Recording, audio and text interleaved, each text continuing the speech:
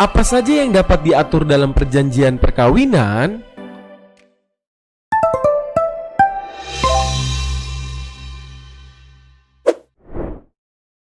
Sob, selamat datang di channel Cerdas Hukum. Bersama gue, Bos Kon. Ayo, jangan negatif dulu ya. Kon di sini artinya konsultasi, bukan ilustrasi jorok lo. Dengerin nih, gue mau ngejelasin permasalahan hukum dari Sohib Justice, biar lo pada paham. Terlansir dari asumsi-asumsi yang berkembang pesat saat ini, sebelum ini, dan yang akan datang, bahwa segala bentuk hasil perkawinan dari istri adalah milik istri. Sedangkan segala bentuk hasil perkawinan dari suami adalah milik istri juga. Benarkah secara hukum? Mari kita simak seluruh sesi penjelasan Boskon dalam pembahasan video harta bersama.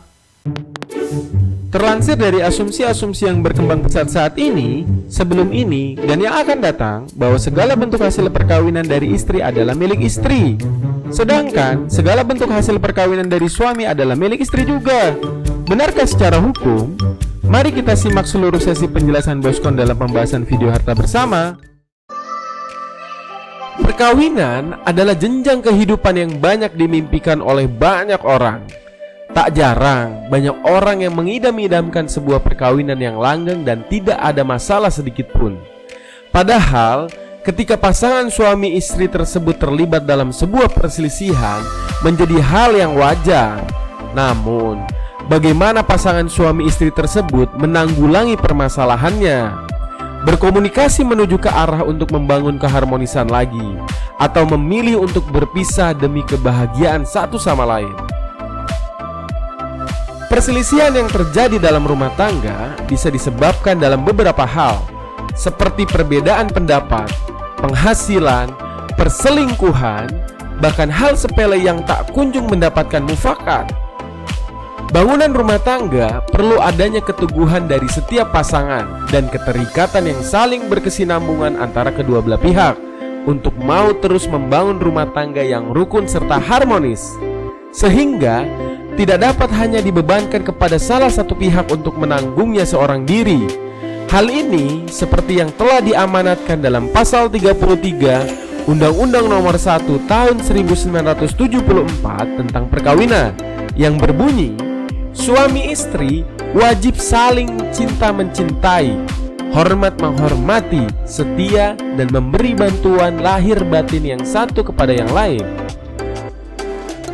Apabila sebuah pasangan yang belum menikah merasa khawatir dalam menjalankan rumah tangga akan ada perselisihan tentang sesuatu hal, atau pasangan suami dan istri dalam perjalanan perkawinannya pernah bertengkar karena mempermasalahkan sesuatu, namun bersepakat untuk berbaikan, akan tetapi khawatir permasalahan tersebut timbul lagi di kemudian hari, maka pasangan tersebut dapat membuat sebuah perjanjian perkawinan seperti yang telah dinyatakan dalam pasal 29 Undang-Undang Perkawinan yang berbunyi, pada waktu atau sebelum perkawinan dilangsungkan, kedua pihak atas persetujuan bersama dapat mengadakan perjanjian tertulis yang disahkan oleh pegawai pencatatan perkawinan, setelah mana isinya berlaku juga terhadap pihak ketiga sepanjang pihak ketiga tersebut tersangkut sob.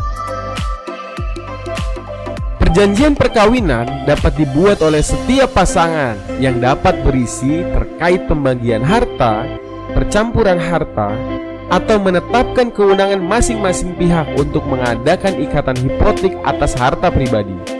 Hal ini sesuai dengan pasal 47 ayat 2 dan ayat 3 kompilasi hukum Islam yang berbunyi, ini ayat 2-nya ya sob. Perjanjian tersebut sebagaimana dimaksud dalam ayat 1 dapat meliputi percampuran harta pribadi dan pemisahan harta pencaharian masing-masing, sepanjang hal itu tidak bertentangan dengan hukum Islam. Ayat ketiganya, di samping ketentuan dalam ayat 1 dan ayat 2 tersebut, boleh juga isi perjanjian itu menetapkan kewenangan masing-masing untuk mengadakan ikatan hipotek atas harta pribadi dan harta bersama atau harta syarikat.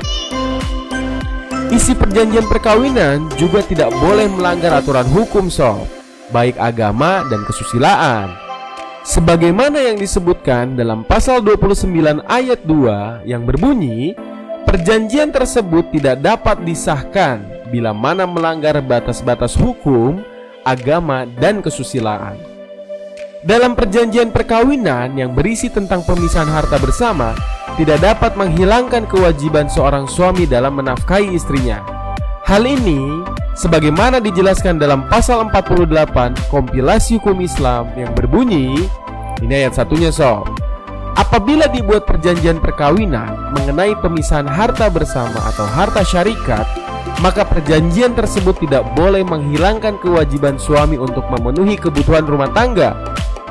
Ayat keduanya, apabila dibuat perjanjian perkawinan tidak memenuhi ketentuan tersebut yang disebutkan pada ayat 1, dianggap tetap terjadi pemisahan harta bersama atau harta syarikat dengan kewajiban suami menanggung biaya kebutuhan rumah tangga.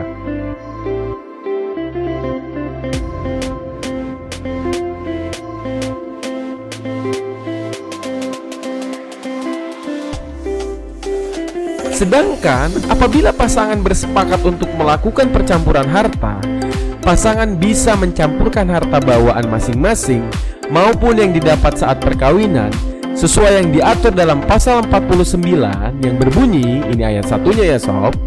Perjanjian percampuran harta pribadi dapat meliputi semua harta, baik yang dibawa masing-masing ke dalam perkawinan maupun yang diperoleh masing-masing selama perkawinan.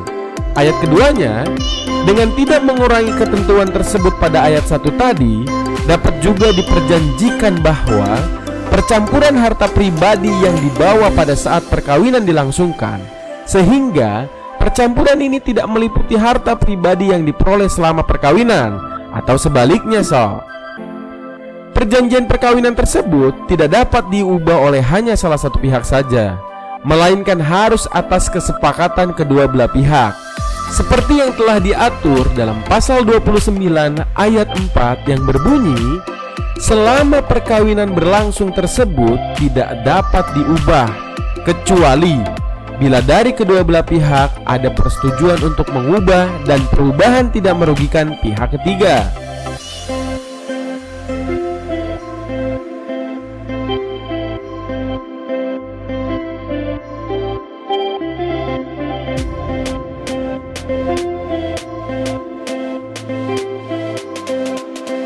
Dari penjelasan tersebut telah menjelaskan sob apa saja yang dapat dibubuhkan dalam sebuah perjanjian perkawinan oleh setiap pasangan. Dipahami ya.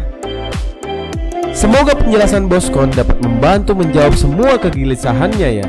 Jika Sohib Justice membutuhkan konsultasi lebih dalam, dapat kunjungi website kami guna menghubungi mitra hukum terbaik kami, atau boleh tinggalkan pertanyaan di kolom komentar ya.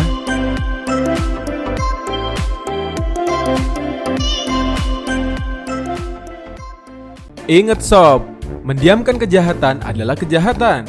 Jadi jangan diem-diem aja lo ngeliat kejahatan. Nanti gue lagi nih yang repot.